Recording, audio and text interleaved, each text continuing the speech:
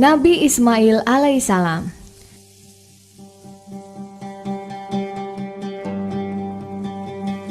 Nabi Ismail alaihissalam merupakan orang yang pertama kali berbicara menggunakan bahasa Arab dengan sangat fasih dan jelas. Waktu itu usianya 14 tahun. Sejak saat itulah bahasa Arab menjadi kaya akan nilai kesusastraan, sehingga Allah SWT memilihnya menjadi bahasa Al-Quran. Kisah ini berawal dari ayah Nabi Ismail alaihissalam, yaitu Nabi Ibrahim alaihissalam. Selama bertahun-tahun Nabi Ibrahim menikah dengan istrinya yang bernama Siti Sarah, tetapi belum diizinkan oleh Allah untuk dikaruniai keturunan. Saat itu, Ibrahim dan Siti Sarah telah kembali tinggal di Palestina setelah sebelumnya berada di Mesir. Allah SWT melimpahkan banyak rejeki sehingga mereka hidup berkecukupan, dan dakwah Nabi Ibrahim mengalami kemajuan yang sangat pesat. Meski usia mereka semakin tua, tetapi doa kepada Allah senantiasa dipanjatkan agar mereka diizinkan memiliki keturunan atau anak. Hingga pada suatu hari, Siti Sarah merestui Nabi Ibrahim alaihissalam untuk menikah lagi dengan wanita lain. Pada awalnya, Nabi Ibrahim alaihissalam menolak permintaan Siti Sarah ini. Akan tetapi, setelah didesak beberapa kali dan adanya petunjuk dari Allah, maka Nabi Ibrahim alaihissalam menyetujuinya. Siti Sarah memilihkan wanita yang akan dinikahi oleh Nabi Ibrahim alaihissalam. Wanita yang dipilih adalah yang selama ini telah dikenal baik oleh Siti Sarah, yaitu Siti Hajar. Siti Hajar merupakan utusan dari Raja Mesir. Ia ditugaskan khusus untuk menjadi dayang bagi Siti Sarah. Raja Mesir memang menghadiahkannya untuk keluarga Nabi Ibrahim alaihissalam. Tentunya semua itu tidak lepas dari rencana Allah SWT. Kurang dari 2 tahun setelah pernikahan Nabi Ibrahim alaihissalam dan Siti Hajar, lahirlah Nabi Ismail alaihissalam. Kelahiran bayi Ismail membuat Nabi Ibrahim menjadi sangat bahagia. Kehadiran seorang anak yang akan menjadi penerus dakwah memang telah lama ditunggu oleh Nabi Ibrahim alaihissalam. Nabi Ismail lahir di Palestina, namun dibesarkan di Mekah. Hal ini karena Allah SWT memerintahkan Nabi Ibrahim untuk membawa Siti Hajar dan Ismail kecil yang masih dalam masa susuan pergi ke Palestina. Selama berminggu-minggu Nabi Ibrahim alaihissalam menuntun Siti Hajar dan Ismail kecil hingga sampai di sebuah lembah yang tandus dan sunyi. Di lembah inilah Allah SWT meminta Nabi Ibrahim agar meninggalkan Ismail kecil beserta ibunya.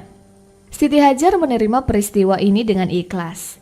Keimanannya telah mendasari kepatuhannya kepada Allah dan Nabi Ibrahim alaihissalam. Ia sangat yakin Allah SWT tidak akan menyia-nyiakan mereka dan pasti Allah memiliki rencana yang sangat besar di balik perintah ini.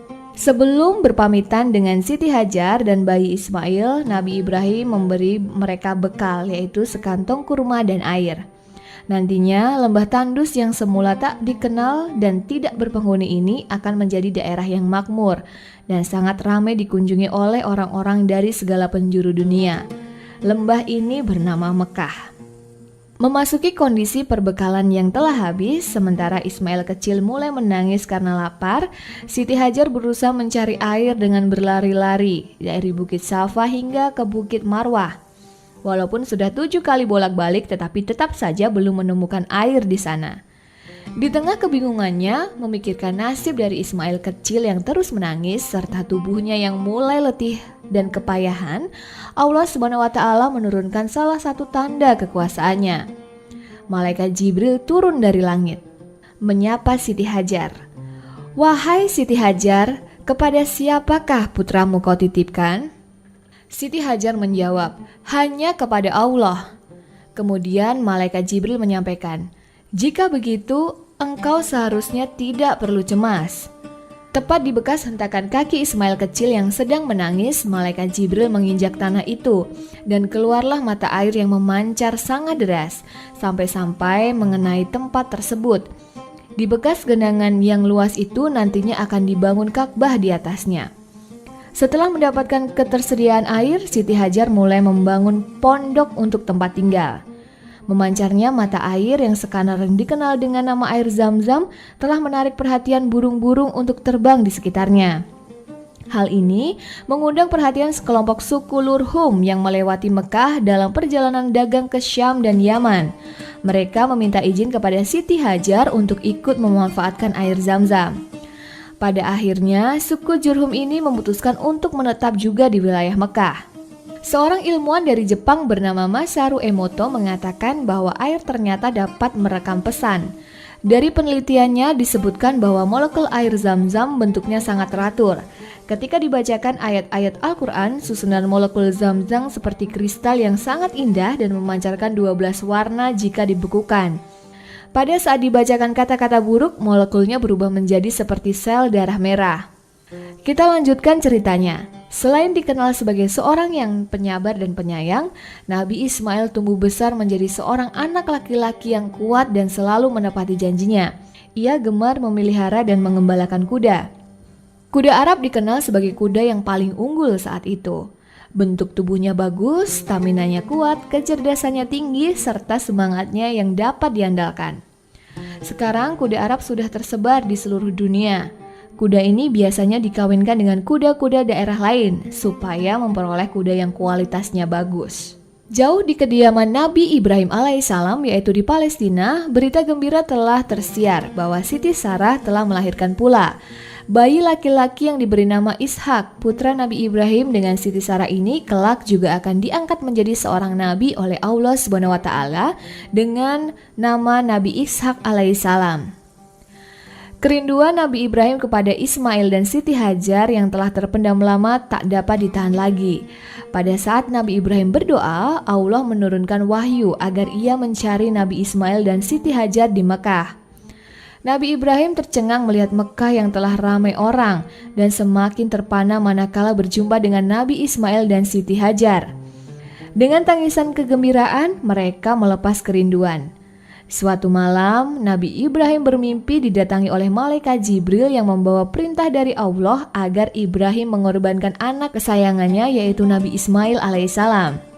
Oleh karena keraguan Nabi Ibrahim alaihissalam terhadap keaslian mimpinya, apakah benar ini mimpi dari Allah atau hanya godaan setan? Maka Allah memerintahkan kembali malaikat Jibril untuk datang lagi ke mimpi Nabi Ibrahim dan lagi sampai hari ketiga. Setelah memanjatkan doa kepada Allah, yakinlah Nabi Ibrahim alaihissalam bahwa perintah itu memang benar datang dari Allah SWT. Sejak saat itu, Nabi Ibrahim tampak selalu murung. Akhirnya, Nabi Ibrahim mendatangi Ismail kecil dan dengan perbekalan secukupnya ia mengajaknya pergi. Siti Hajar bingung dengan kejadian itu, tetapi ia tidak berani mencegahnya. Sesampainya di suatu tempat di tengah gurun, Nabi Ibrahim menyampaikan bahwa ia diperintahkan oleh Allah untuk mengorbankan Nabi Ismail. Betapa terkejut dan teriris-iris hati Nabi Ibrahim alaihissalam sebagai seorang ayah, manakala Ismail kecil menjawab dengan lugas bahwa apabila itu memang perintah Allah, maka dirinya siap menjalaninya. Persiapan telah dilakukan dan saat Nabi Ibrahim hendak melakukannya, Allah kembali menunjukkan kekuasaannya. Tiba-tiba seekor domba besar yang gemuk dan sehat telah menggantikan posisi Ismail kecil di tempat pengorbanan. Nabi Ibrahim semakin takjub karena Ismail kecil telah berdiri di sampingnya dengan wajah yang ceria. Mereka berdua berpelukan lalu bersujud kepada Allah. Peristiwa ini terjadi saat pertemuan Nabi Ibrahim dengan Nabi Ismail yang pertama. Menurut cerita, Nabi Ibrahim mengunjungi Nabi Ismail sebanyak 4 kali seumur hidupnya. Pertemuan kedua yaitu pada saat Nabi Ismail dewasa. Nabi Ismail belajar bahasa Arab dari suku Jurhum dan menikah dengan seorang wanita suku Jurhum yang bernama Umarah binti Yasar bin Akhil. Dikisahkan bahwa ibunya kemudian meninggal dunia. Suatu hari datanglah Nabi Ibrahim alaihissalam mengunjungi Nabi Ismail di Mekah. Di sana, Nabi Ibrahim hanya mendapat istri dari Nabi Ismail saja di rumahnya. Karena pada saat itu Nabi Ismail sedang pergi mencari nafkah. Nabi Ibrahim alaihissalam kurang berkenan dengan perilaku istri Nabi Ismail. Sebelum pergi, Nabi Ibrahim berpesan melalui istri Nabi Ismail ini agar Nabi Ismail mengganti pegangan pintunya. Saat Nabi Ismail kembali dan mendengar pesan itu, Nabi Ismail langsung mengerti bahwa tamu yang datang adalah ayahnya dari Palestina dan Nabi Ismail diminta untuk menceraikan istrinya. Nabi Ismail kemudian menikah lagi dengan seorang wanita dari suku Jurhum yang bernama Syaidah binti Mas bin Umru. Suatu hari Nabi Ibrahim pun kembali mengunjungi Nabi Ismail. Tapi Nabi Ismail sedang tidak berada di rumah. Kali ini istri Nabi Ismail sangat menghormati Nabi Ibrahim alaihissalam. Saat bermafitan pulang, Nabi Ibrahim alaihissalam berpesan agar Nabi Ismail memperkokoh pegangan pintunya.